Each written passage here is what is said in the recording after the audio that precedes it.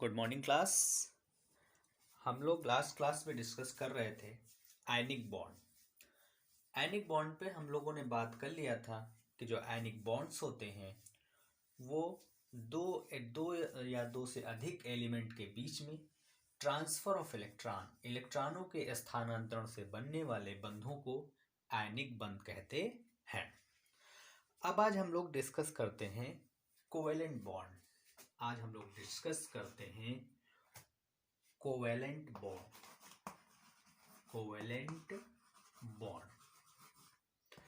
कि covalent bond क्या होता है। जैसा कि आप लोगों ने आयनिक बॉन्ड में पढ़ा था कि दो एलिमेंट के बीच में इलेक्ट्रॉन्स के ट्रांसफर की वजह से, इलेक्ट्रॉनों के ट्रांसफर होने की वजह से आयनिक बॉन्ड बनता था। साथ ही साथ एक कंडीशन ये भी थी आयनिक बॉन्ड के लिए, जो मेन कंडीशन थी वो ये कंडीशन थी कि आयनिक बॉन्ड बनने के लिए दो एलिमेंट के बीच में जो इलेक्ट्रोनेगेटिविटी का डिफरेंस है वो 1.7 के बराबर या इससे ज्यादा होना चाहिए। It means suppose that Na और Cl है, NaCl के बीच में आयनिक बॉन्ड तब बनता था जब इन दोनों के बीच में सोडियम और क्लोरीन के बीच में इलेक्ट्रोनेगेटिविटी का जो डिफरेंस है वो 1.7 के बराबर या इससे ज्यादा आता था। अगर किन्हीं दो एलिमेंट के बीच में इलेक्ट्रोनेगेटिविटी का डिफरेंस जो है 1.7 से बराबर या इससे ज्यादा नहीं होता है तो उन एलिमेंट्स के बीच में आयनिक बॉन्ड फॉर्म नहीं होता है। जब आयनिक बॉन्ड फॉर्म नहीं होता है तो कौन सा बॉन्ड फॉर्म होता है? तब हमारा कोवेलेंट बॉन्ड फॉर्म होगा। इट मींस कोवेलेंट बॉन्ड कब फॉर्म होगा? जब दो एलिमेंट के बीच में इलेक्ट्रोनेगेटिविटी का जो डिफरेंस है वो 1.7 या इससे कम होगा। इट मींस 1.7 से जब कम होगा, इलेक्ट्रोनेगेटिविटी का डिफरेंस 1.7 से कम होगा तो वहां पर कोवेलेंट बॉन्ड बनेगा। जैसे सपोज दैट लिखा हो Cl2 के केस में Cl2 लिखा हुआ है। Cl2 में अगर एक क्लोरीन और दूसरा क्लोरीन, जितनी इलेक्ट्रोनेगेटिविटी इस क्लोरीन एटम की है उतनी ही इलेक्ट्रोनेगेटिविटी इस क्लोरीन एटम की है। इसकी इलेक्ट्रोनेगेटिविटी और इसकी इलेक्ट्रोनेगेटिविटी, अगर हम इन दोनों के इलेक्ट्रोनेगेटिविटी का डिफरेंस निकालते हैं तो वो कैंसिल आउट होके जीरो होगी। जीरो क्यों होगी? जितनी इलेक्ट्रोनेगेटिविटी इस क्लोरीन की है उतनी ही इलेक्ट्रोनेगेटिविटी इस क्लोरीन की होगी। और जब हम अंतर निकालते हैं, डिफरेंस निकालते हैं, तो इन दोनों क्लोरीन की इलेक्ट्रोनेगेटिविटी माइनस हो जाती है, कैंसिल आउट हो जाती है। पहली कंडीशन। दूसरी बात, कोवेलेंट बॉन्ड बनने के लिए क्या होना चाहिए कि इलेक्ट्रॉन्स की शेयरिंग होनी चाहिए। इलेक्ट्रॉन शेयरिंग का क्या मतलब होता है? जैसे Cl2 का ही एग्जांपल लेते हैं। जैसे Cl2 के केस में Cl2 है Cl, जैसा कि हम लोगों ने पढ़ रखा है ऑक्टेट रूल। ऑक्टेट रूल क्या कहता है कि किसी भी एलिमेंट के आउटर मोस्ट सेल में अगर 8 इलेक्ट्रॉन होते हैं तो वो इलेक्ट्रॉनिकली स्टेबल होता है, मतलब इलेक्ट्रॉनिक तौर पे वो स्टेबल होता है। अगर 8 इलेक्ट्रॉन नहीं है तो वो कोशिश करेगा कि अपने आउटर मोस्ट सेल में 8 इलेक्ट्रॉन्स बना ले। अब कोवेलेंट बॉन्ड के केस में यहां पे तो 17 इलेक्ट्रॉन है, इसके बाद 17 इलेक्ट्रॉन है। तब क्या किया गया, इनको 17 इलेक्ट्रॉन के बेसिस पे नहीं लिखा गया है। क्लोरीन का अगर हम यहां पर क्लोरीन के केस में अगर हम इसका इलेक्ट्रॉनिक कॉन्फ़िगरेशन लिखते हैं 2 8 एंड 7, 2 8 10 7, तो पहला तो ऑक्टेट पूरा है। जब छोटा एलिमेंट होता है तो छोटे ऑक्टेट के लिए डपलेट बोलते हैं। यहाँ पे डपलेट पूरा हुआ है, मतलब ऑक्टेट पूरा हुआ है। दूसरे कोर्स में, दूसरे सेल में भी ऑक्टेट पूरा हुआ है। तीसरा जो आपका ये सेल है, थर्ड सेल है, इस थर्ड सेल में ऑक्टेट से एक इलेक्ट्रॉन की कमी है। इट मींस ऑक्टेट पूरा होने में एक इलेक्ट्रॉन की कमी है। अब ये कोशिश क्या करेगा, कहीं से एक इलेक्ट्रॉन ले ले, कहीं से एक इलेक्ट्रॉन लेगा तब ऑक्टेट बना ले। अच्छा, ये बात यहाँ तो ठीक थी, कोई दिक्कत नहीं थी। चलिए यहाँ पे, लेकिन यहाँ के केस में जैसे लिखा है Cl, तो ऑक्टेट रूल में हम क्या करते हैं, जो आउटर मोस्ट सेल इलेक्ट्रॉन है इनको प्रदर्शित करते हैं। इनको प्रदर्शित करने का तरीका ऐसे है, लुईए डॉट स्ट्रक्चर से 1 2 3 4 5 6 5 और हमारा ये हो गया टोटल 7 इलेक्ट्रॉन। इसको हमने क्रॉस से डिनोट किया, तो इसको हम डॉट से डिनोट कर रहे हैं इस तरीके से। इसको हमने क्रॉस से डिनोट किया, इसको हमने डॉट से डिनोट किया। अब ये क्या करेगा, इसके पास टोटल 7 इलेक्ट्रॉन है, 2 4 6 7। इसके पास भी टोटल 6, इसके पास भी टोटल 7 इलेक्ट्रॉन है। तो ये क्या करेगा, ये 7 इलेक्ट्रॉन नहीं ले सकता। अगर 7 इलेक्ट्रॉन ले लेगा तो भी ऑक्टेट पूरा नहीं। इधर ये वाला क्लोरीन भी इधर से 7 इलेक्ट्रॉन नहीं लेगा तब भी ऑक्टेट पूरा नहीं। तब इसको यहाँ पे इस क्लोरीन के केस में ऑक्टेट पूरा होने के लिए एक इलेक्ट्रॉन की कमी है। दूसरे क्लोरीन एटम के पास भी ऑक्टेट पूरा होने के लिए एक इलेक्ट्रॉन की कमी है। तो ये इलेक्ट्रॉन दे नहीं सकता। अगर इलेक्ट्रॉन दे देगा तो इलेक्ट्रॉन इधर चला जाएगा, इसका तो ऑक्टेट पूरा हो जाएगा, लेकिन यहाँ लास्ट में 6 इलेक्ट्रॉन बचेंगे, पहली बात। दूसरी बात, इन दोनों की इलेक्ट्रोनेगेटिविटी बराबर है। अगर इन दोनों की इलेक्ट्रोनेगेटिविटी बराबर है तो ये क्लोरीन इसका इलेक्ट्रॉन नहीं खींच पाएगा, ना ही ये वाला क्लोरीन इसका इलेक्ट्रॉन खींच पाएगा।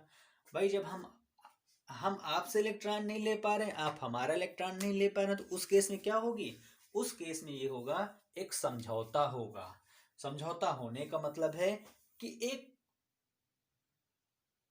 इलेक्ट्रॉन की शेयरिंग जैसी बात होगी। क्या कहेगा ये क्लोरीन, क्या कहेगा ये क्लोरीन, कहेगा कि भाई एक इलेक्ट्रॉन हमें शेयर करा दो। ध्यान दो, मैं शेयर कराने के लिए कह रहा हूं, ना कि इलेक्ट्रॉन देने की बात कर रहा हूं। शेयरिंग में हमेशा क्या होता है, 2 या 2 से अधिक लोगों के बीच में जब शेयरिंग होती है तो जितना इलेक्ट्रॉन हम देंगे बदले में उतना इलेक्ट्रॉन हम शेयर कराते हैं। तो इस क्लोरीन ने एक इलेक्ट्रॉन इधर से शेयर किया, तो साथ ही साथ इसी क्लोरीन को भी एक इलेक्ट्रॉन इधर की ओर शेयर कराना होगा। अब इस क्लोरीन के पास देखिए कितने इलेक्ट्रॉन हो गए, 2 2 4 2 6 6 2 8। ठीक इसी तरीके से इस क्लोरीन के पास टोटल कितने इलेक्ट्रॉन हो गए, 2 4 6 और 2 8। अब ध्यान दीजिए, ये क्लोरीन है, ये क्लोरीन है, ये इलेक्ट्रॉन, इन इलेक्ट्रॉनों ने क्या बनाया है, यहाँ पे इन लोगों ने शेयरिंग किया है, मतलब 2 इलेक्ट्रॉनों ने शेयरिंग किया है।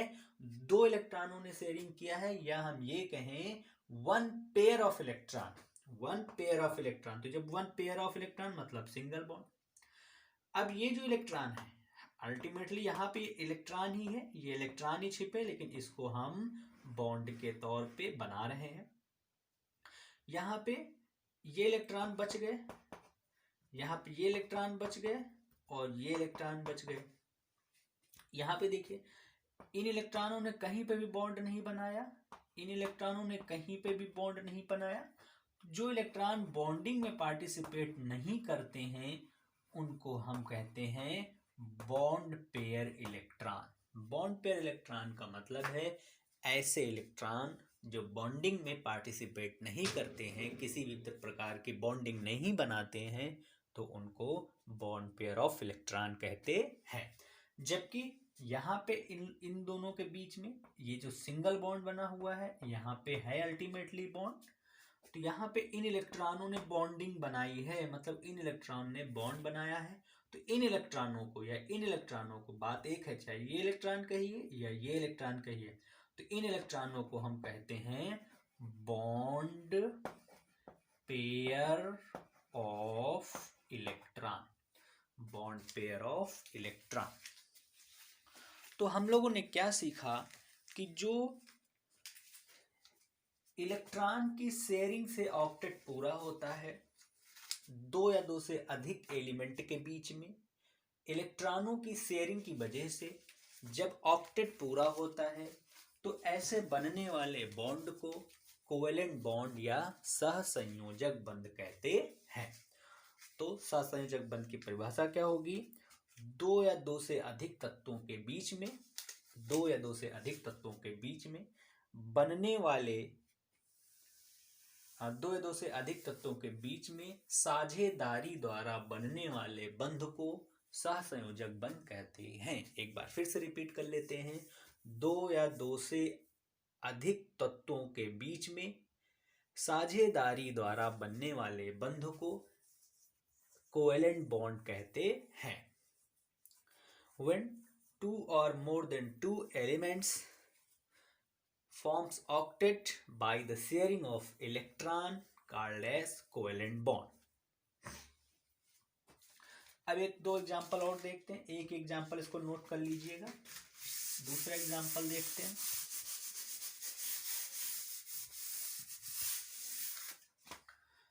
Example number 2, suppose that O2 लिखा हो। सपोज दैट O2 के केस में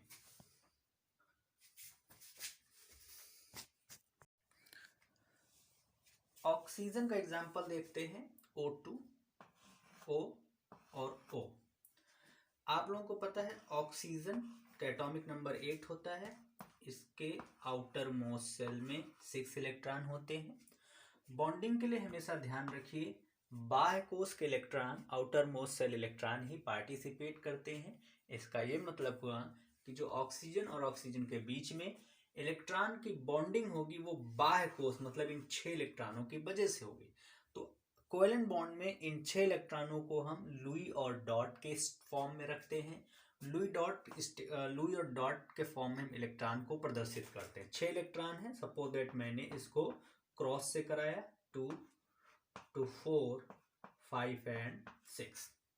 ठीक इसी तरीके से इस ऑक्सीजन के पास भी 6 इलेक्ट्रॉन है बाह्य कोश में आउटर मोस्ट सेल में। तो हमने इनको ऐसे लिखा 2 1 1 1 1।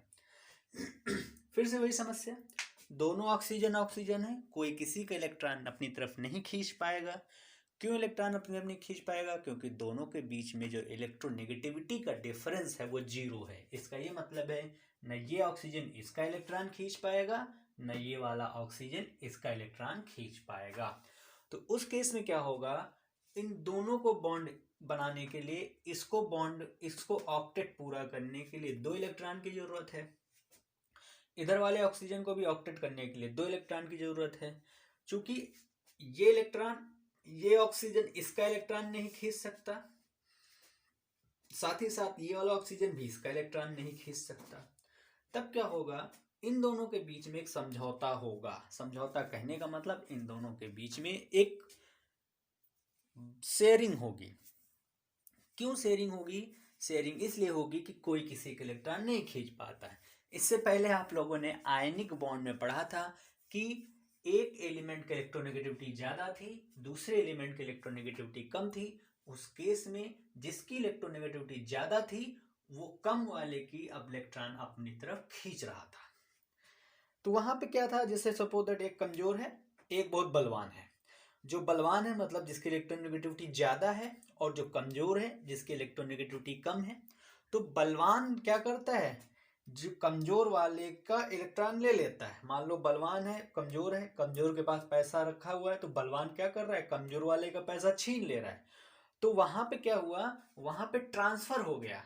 मतलब लो इलेक्ट्रोनेगेटिविटी वाले एलिमेंट का हाई इलेक्ट्रोनेगेटिविटी एलिमेंट इलेक्ट्रॉन अपनी ओर खींच लिया, जिसकी वजह से क्या हुआ, वहां पर इलेक्ट्रॉन ट्रांसफर हो गया था। इसलिए जिसने इलेक्ट्रॉन खींचा उस पे माइनस चार्ज आया, जिसका इलेक्ट्रॉन चला गया था आयनिक बॉन्ड के केस में उस पे प्लस चार्ज आया था। जब माइनस और प्लस का फॉर्मेशन हुआ तो अपोजिट चार्ज जैसे बने, अपोजिट पोल जैसे बने, उन दोनों के बीच में क्या होने लगा, एक स्ट्रॉन्ग इलेक्ट्रोस्टैटिक फोर्स लगने लगा। और उसी स्ट्रॉन्ग इलेक्ट्रोस्टैटिक फोर्स लगने की वजह से एक बॉन्डिंग क्रिएट हुई, और उस टाइप की बॉन्डिंग को हम आयनिक बॉन्ड कहते हैं। इसको हमने लास्ट क्लास में डिस्कस किया था, आप लोग लास्ट क्लास देख लीजिएगा। हुआ क्या, यहाँ पे 6 इलेक्ट्रॉन है, 2 2 4 5 6, और इसके पास 2 इलेक्ट्रॉन। तो ये क्या करेगा, इधर से 2 इलेक्ट्रॉन शेयर कराएगा, 6 2 8 हो गया। यहाँ पे 6 इलेक्ट्रॉन है, इसने क्या किया, इधर से 2 इलेक्ट्रॉन शेयर किया। ठीक, अब इसके बाह्य कोश में आउटर मोस्ट सेल में 8 इलेक्ट्रॉन हो गए, 2 2 4 2 6 2 8, और इसके आउटर मोस्ट सेल में इसके भी इस ऑक्सीजन ने भी ऑक्टेट पूरा कर लिया। अब ध्यान से देखिए, यहाँ के बीच में बॉन्ड बना, इनके बीच में एक बॉन्ड बना, क्या हुआ, ऑक्सीजन ऑक्सीजन, यहाँ बॉन्ड यहाँ बॉन्ड, यहाँ पे 2 बॉन्ड बने, डबल बॉन्ड। फिर से वही बात, ये इलेक्ट्रॉन फ्री रह गए, ऐसे ही रह गए, कोई काम धाम नहीं। इसको चाहे ऐसे बनाओ चाहे जिस तरीके से बनाओ, कोई दिक्कत नहीं है, चाहे इसको क्रॉस से बनाओ चाहे इसको डॉट से बनाओ, कोई दिक्कत नहीं है। क्योंकि ये इलेक्ट्रॉन फ्री हैं, तो इनको हम बॉन्ड पेयर ऑफ इलेक्ट्रॉन कहते हैं। इन सबको, ये बॉन्ड पेयर ऑफ इलेक्ट्रॉन, ये बॉन्ड पेयर ऑफ इलेक्ट्रॉन, और ये बॉन्ड पेयर ऑफ इलेक्ट्रॉन। और इस बॉन्ड के अंदर क्या है, इलेक्ट्रॉन छिपे हुए हैं, तो इनको हम क्या कहते हैं, lone pair of electron. Loan की जो स्पेलिंग होगी वो LONE है, वो लोन कर्ज वाला नहीं है कि आप लोग कर्ज वाला बना दीजिएगा। ये लोन पेयर ऑफ इलेक्ट्रॉन, ये केमिस्ट्री का वर्ड है, LONE, lone pair of electron. ठीक, इतना नोट कर लिया है, इसको मैं मिटाता हूं, नेक्स्ट एग्जांपल लेता हूं। तीसरा एग्जांपल जो लेते हैं N2 का लेते हैं। ठीक, N2 के केस में देखिए, नाइट्रोजन नाइट्रोजन, फिर से वही बात, इन दोनों के बीच में इलेक्ट्रोनेगेटिविटी का डिफरेंस 0 है, कोई किसी के इलेक्ट्रॉन अपनी तरफ नहीं खींच पाएगा। नाइट्रोजन 7 होता है, अगर इसका इलेक्ट्रॉनिक कॉन्फ़िगरेशन लिखते हैं तो 2 और 5 होता है। इसका मतलब है नाइट्रोजन के बाह्य कोश में 5 इलेक्ट्रॉन है, नाइट्रोजन के बाह्य कोश में 5 इलेक्ट्रॉन है। जब नाइट्रोजन के आउटर मोस्ट सेल में 5 इलेक्ट्रॉन हैं, और ये अपना ऑक्टेट पूरा करने के लिए इसको 3 इलेक्ट्रॉन की जरूरत है, 3 इलेक्ट्रॉन की जरूरत है। तो अब एक इलेक्ट्रॉन कैसे होगा, तो पहले हम लुई डॉट स्ट्रक्चर बना देते हैं, इलेक्ट्रॉन को लुई डॉट के फॉर्म में बना के दिखाते हैं। 3 2 5, इसको हमने यहां बना दिया 1 2 3 4 5। अब यहाँ पे 5 इलेक्ट्रॉन है, ये इधर से 3 इलेक्ट्रॉन शेयर करेगा, ये 3 इलेक्ट्रॉन इधर से शेयर कर लिया। इसके पास 5 इलेक्ट्रॉन है, ऑक्टेट पूरा करने के लिए चूंकि ये इलेक्ट्रॉन शेयर करा चुका था, तो अब ये भी इलेक्ट्रॉन शेयर करेगा, और हमने इसको इस तरीके से सर्किल में दिखा दिया। अब क्या हुआ, नाइट्रोजन, ये वाला नाइट्रोजन, यहाँ पे सिंगल बॉन्ड, एक बॉन्ड, दूसरा बॉन्ड, तीसरा बॉन्ड, बॉन्ड बॉन्ड, और ये तीसरा बॉन्ड, यहाँ पे 2 लोन पेयर ऑफ इलेक्ट्रॉन बन गए। तो हमारा यहाँ पे क्या हुआ, ट्रिपल बॉन्ड बन गया। ठीक, इसी तरीके से अगर हम कोई एक दूसरा एग्जांपल ले लेते हैं, एक और एग्जांपल ले लेते हैं, किसी भी मॉलिक्यूल के एग्जांपल लेते हैं। सपोज दैट HCl मॉलिक्यूल के एग्जांपल लेते हैं, थोड़ा कंफ्यूजिंग हो सकता है पर आसान है। हाइड्रोजन और क्लोरीन। हाइड्रोजन, यहाँ पे देखो, हाइड्रोजन के आउटर मोस्ट सेल में 1 इलेक्ट्रॉन 1 इलेक्ट्रॉन है। क्लोरीन के, अगर क्लोरीन का इलेक्ट्रॉनिक कॉन्फ़िगरेशन लिखते हैं तो 2 8 और 7, तो आउटर मोस्ट सेल में 1 इलेक्ट्रॉन, इसके आउटर मोस्ट सेल में 1 इलेक्ट्रॉन, इसके आउटर मोस्ट में 7 इलेक्ट्रॉन, क्लोरीन का आउटर मोस्ट सेल में 7 इलेक्ट्रॉन, हाइड्रोजन के आउटर मोस्ट सेल में 1 इलेक्ट्रॉन। तो यहाँ पे क्या हो गया, 1 2 3 4 5 6 7। हाइड्रोजन जो है वो छोटा एलिमेंट है, और छोटा एलिमेंट हीलियम जैसा ऑक्टेट पूरा करता है। हीलियम जैसे ऑक्टेट मतलब जिनके आउटर मोस्ट सेल में 2 इलेक्ट्रॉन होते हैं, उनको ऑक्टेट पूर्ण माना जाता है। और जिनका 2 ऑक्टेट होता है उनको ऑक्टेट ना कहे कि उनको डपलेट बोलते हैं, केमिस्ट्री के टर्म में डपलेट बोला जाता है। लेकिन हम लोग अपनी सुविधा के अनुसार यहाँ पे 2 इलेक्ट्रॉन को नंबर ऑफ इलेक्ट्रॉन 2, मतलब हीलियम के इलेक्ट्रॉन के बराबर, इट मीन्स 2 को हम डपलेट बोलते हैं, लेकिन अपनी सुविधा के लिए हम ऑक्टेट बोल देते हैं। तो यहाँ क्या करेगा, 1 इलेक्ट्रॉन शेयर कराएगा डपलेट के लिए, मतलब ऑक्टेट पूरा करने के लिए। यहाँ से फिर से ये 1 इलेक्ट्रॉन शेयर कराएगा ऑक्टेट पूरा करने के लिए। क्या हुआ, हाइड्रोजन क्लोरीन, इनके बीच में क्या बना, सिंगल बॉन्ड बना, हमारा HCl मॉलिक्यूल बन गया है। अब नोट कर लीजिए इसको।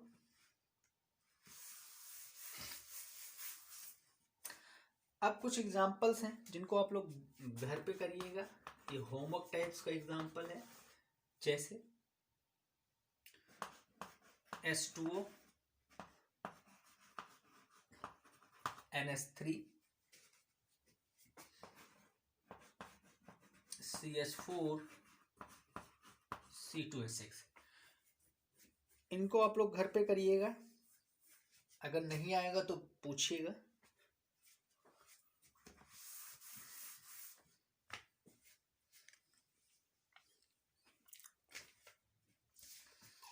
ठीक है,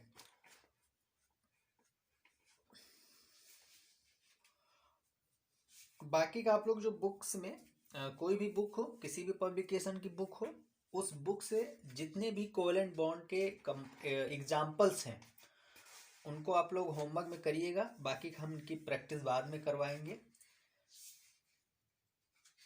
अब हम पहुंचते हैं नेक्स्ट बॉन्ड में, नेक्स्ट बॉन्डिंग में।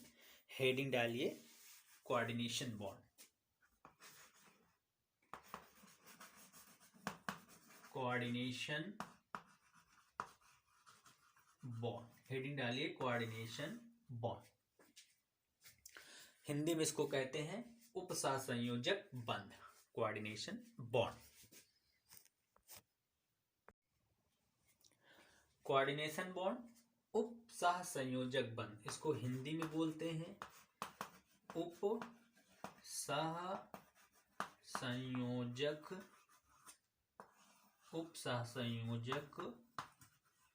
बंध। अगर आप हिंदी के नाम को देखिए, सहसंयोजक के आगे उप लगा है और जो कोवेलेंट बॉन्ड की हिंदी है सहसंयोजक बंध। इसका मतलब हुआ कोऑर्डिनेशन बॉन्ड क्या है, ये एक टाइप का कोवेलेंट बॉन्ड ही है, बस डिफरेंस ये होता है, डिफरेंस इतना हो जाता है कि दो लोग हैं, एक इलेक्ट्रॉन, दो लोग होते हैं, दो एलिमेंट है मान लीजिए, एक एलिमेंट क्या करता है, इलेक्ट्रॉन शेयर करता है, तो बदले में भी एक इलेक्ट्रॉन दूसरा एलिमेंट भी इलेक्ट्रॉन शेयर करता था। हम लोगों ने अभी कोवेलेंट बॉन्ड में, हम लोगों ने कोवेलेंट बॉन्ड में पढ़ा था कि अगर मान लीजिए दो एलिमेंट हैं, इस एलिमेंट ने इलेक्ट्रॉन शेयर किया तो बदले में ये इलेक्ट्रॉन भी अपना शेयर करेगा, तो शेयरिंग से बनने वाले बॉन्ड को हम लोग कोवेलेंट बॉन्ड कहते थे या कहते हैं। लेकिन कोऑर्डिनेशन बॉन्ड में क्या होगा, पहली तो बात, कोऑर्डिनेशन बॉन्ड एक टाइप का कोवेलेंट बॉन्ड ही है, it is a type of covalent bond, ये एक टाइप का कोवेलेंट बॉन्ड है, लेकिन डिफरेंस ये है कि एक इलेक्ट्रॉन शेयर तो करा दे, कोई एक एलिमेंट इलेक्ट्रॉन शेयर तो करता है, लेकिन बदले में कोई दूसरा एलिमेंट इलेक्ट्रॉन की शेयरिंग नहीं करता है, मतलब वो इलेक्ट्रॉन पूरा का पूरा हजम कर जाता है।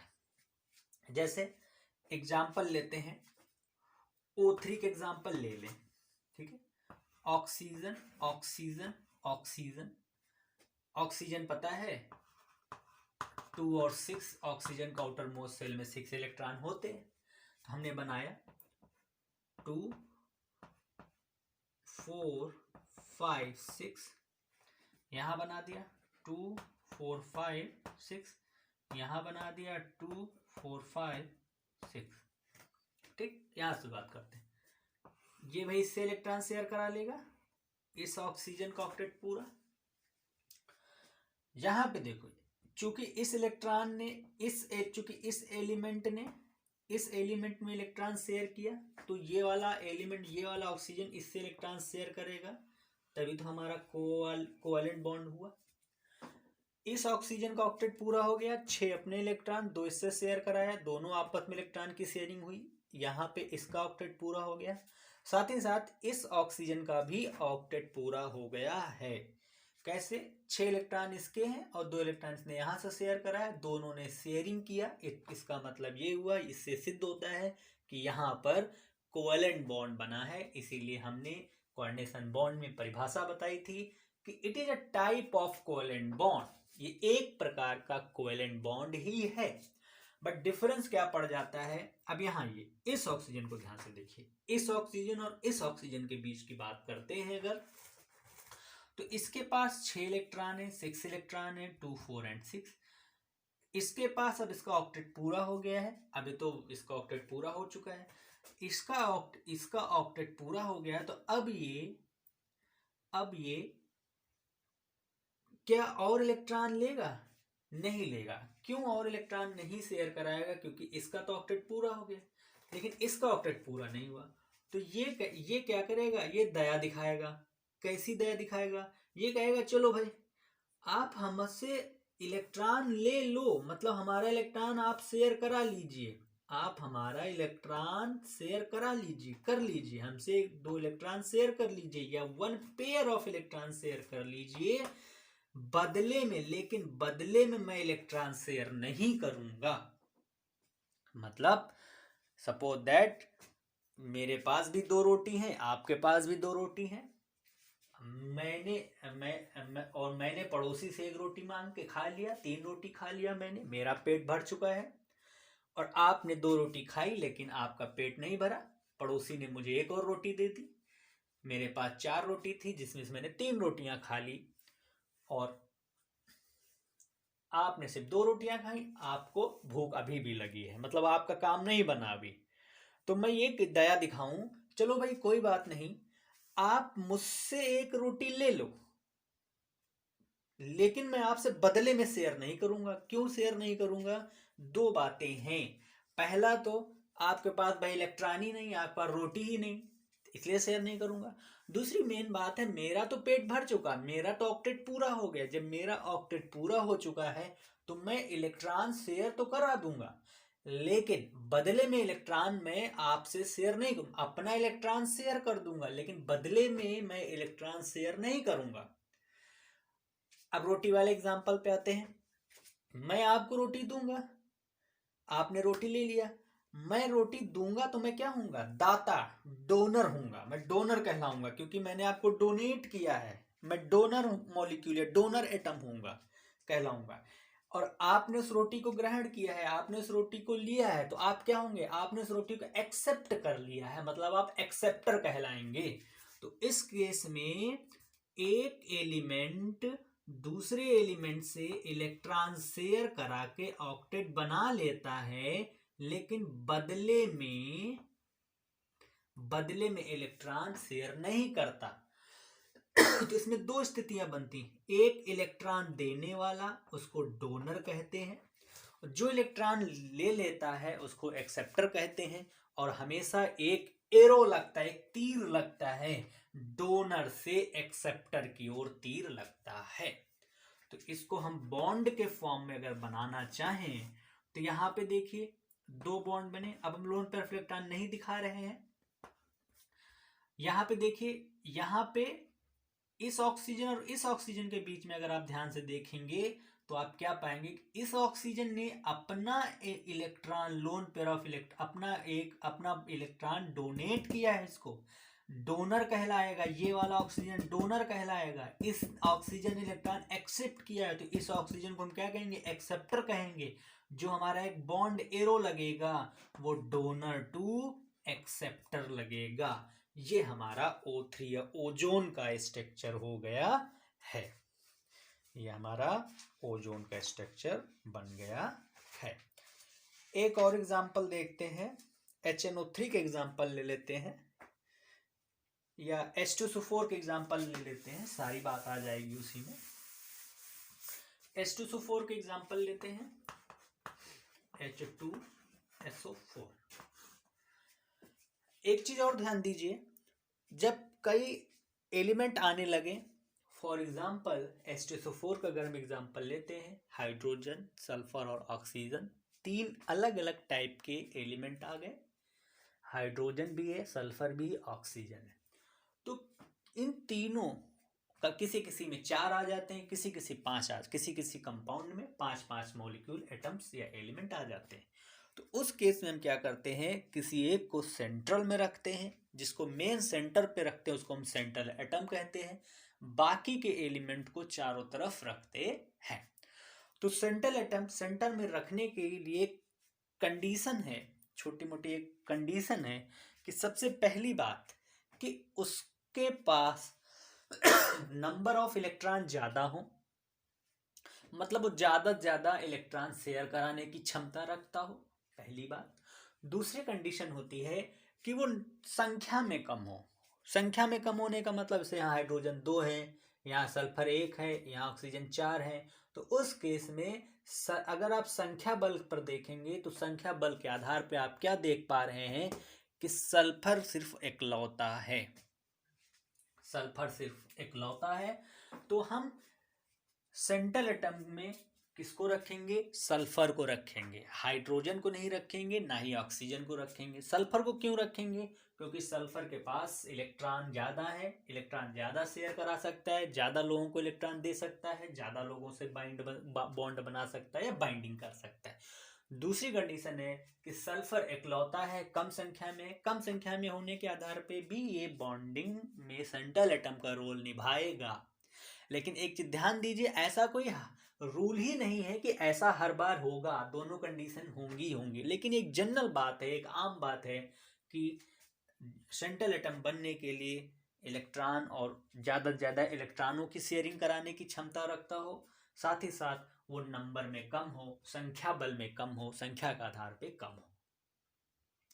ऐसा कोई फिक्स रूल नहीं है, लगभग ऐसा हम लोग करते हैं। तो सेंट्रल एटम में हमने सल्फर को रख दिया।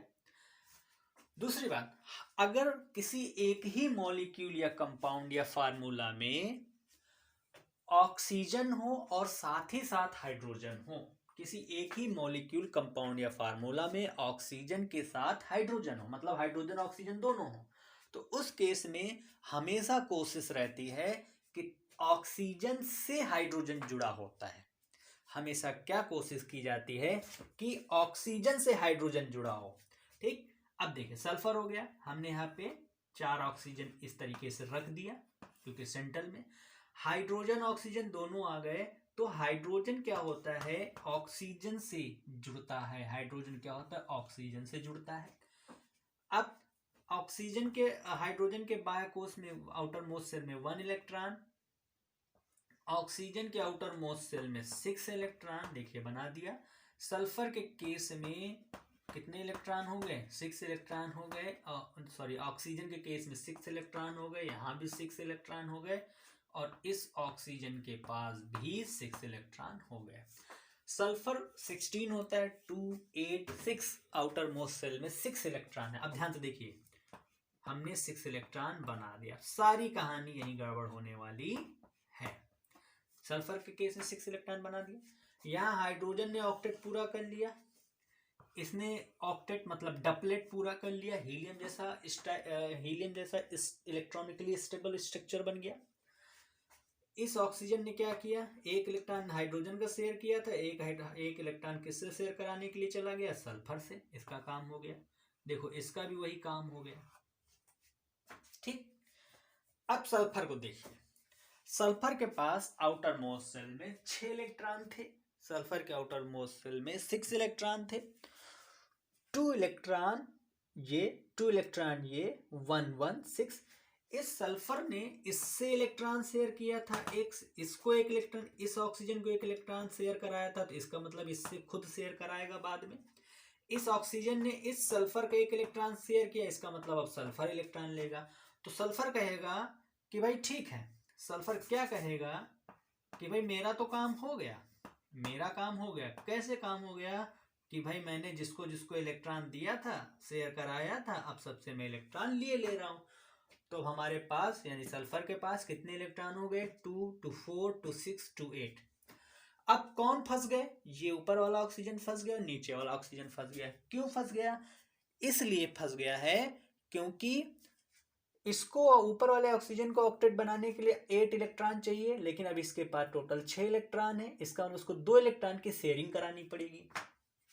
यही बात नीचे वाले ऑक्सीजन के साथ है, इसके पास 6 इलेक्ट्रॉन है लेकिन ये शेयरिंग कराएगा। लेकिन सल्फर अब कह रहा ना ना भाई ना, अब मैं इलेक्ट्रॉन शेयर नहीं करूंगा।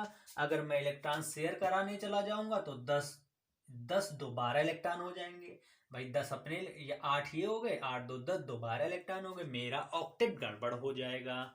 तो उस केस में सल्फर क्या कहेगा कि ठीक है भाई, मैं दया दिखाता हूं कि मैं अपना इलेक्ट्रॉन पेयर जो है दे दूंगा, डोनेट कर दूंगा, मैं डोनर कहलाऊंगा। जो जो लेगा वो एक्सेप्टर कहलाएगा। मतलब एक एलिमेंट इलेक्ट्रॉन शेयर कर रहा है लेकिन दूसरा एलिमेंट शेयर नहीं कर रहा है, तो उन दोनों के बीच में डोनर टू एक्सेप्टर एक बॉन्ड बनेगा। एरो हमेशा डोनर से एक्सेप्टर की ओर लगता है, डोनर से एक्सेप्टर एक बॉन्ड बनेगा, उसी बॉन्ड को हम कोऑर्डिनेशन बॉन्ड कहते हैं। और इसका स्ट्रक्चर देख लीजिए कैसे बनेगा। एस